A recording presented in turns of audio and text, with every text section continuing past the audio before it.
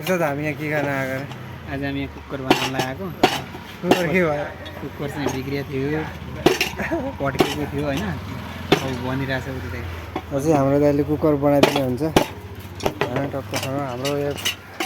एकदम मर्मत भइरहेको छ कुकर पड्केर झन्डै मान्छे सहा भयो नि त अनि यो चाहिँ हाम्रो यो गजुरी भन्ने बजारमा चाहिँ दार्जिलिङको गजुरी भयो भन्दा कतिवटा भाडा पसल होइन दाइ हजुरको भाडा पसल भएछ यहाँ चाहिँ सबै सामान उपलब्ध छ है पूजाको सामानदेखि लिएर किचनको सामानहरू होइन सबै त्यही भएर आएर यहाँ भिजिट गर्नु होला प्लिज सामान किन्नको लागि एकदम राम्रो राम्रो सामानहरू पाउँछ तर यहाँ कुकरको बिर्को नै फिट भएन र पो समस्या भयो त यही गाह्रो छ है and thanks for watching and don't forget to subscribe ठ्याप्प लाएर यता हेर्नु नि त के भएर जानुहुन्छ ठिक छ ओके ओके